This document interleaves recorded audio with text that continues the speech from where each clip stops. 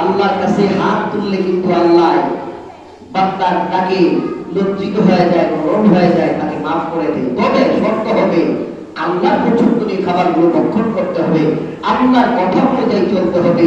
আর আল্লাহর কথা অনুযায়ী চলে যদি প্রত্যেকটি মুমিন বান্দা আল্লাহর দরবারে হাত উঠায়, আল্লাহ বলে এই হাত আমি আল্লাহ খালি দেই না।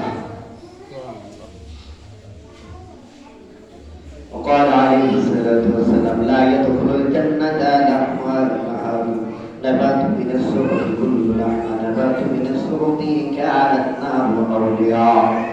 এই দুনিয়ার মানুষ তোমার দেহের মধ্যে যদি কোন প্রকারের একটু হারাম টাকার খাবার অথবা হারাম উপার্জনের খাবার দিয়ে দেহের মধ্যে মাংস রক্ত হারাম পয়দা হয় বা দাঁড়িয়ে যায়, আল্লাহর ভয়ে যদি তুমি জান্নাতি হও, ওই ব্যক্তির ওই মাংসটুকু হারাম মাংসটুকু জাহান্নামের আগুনের কেচি দ্বারা কেটে সেগুলাকে জাহান্নামে দেওয়া হবে।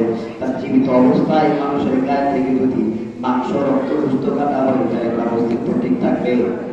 অস্তিত্ব ঠিক থাকবে? জীবিত মানুষের গায়ে যদি এমনিতে খালি ছুরি বা ধা দিয়ে গায়ের মধ্যে আঘাত করে দেয় তো সহ্য করার ক্ষমতা নেই, আছে?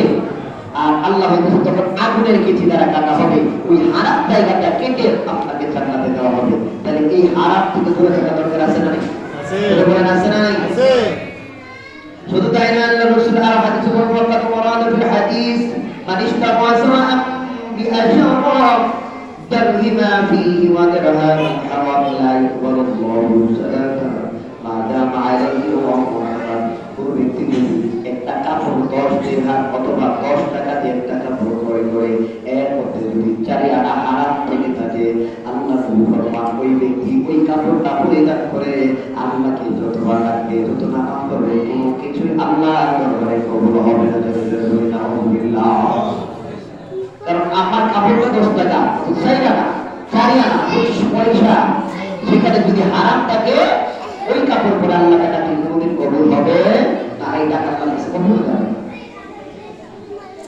وقال صلى الله عليه وسلم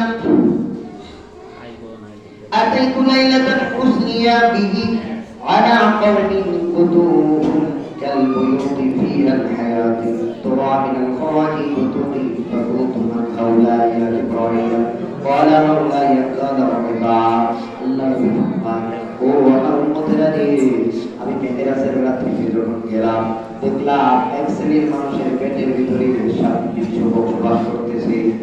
আমি তখন জিবরাইলকে বললাম, ইয়া জিবরাইল, ওদের কি অবস্থা কেন?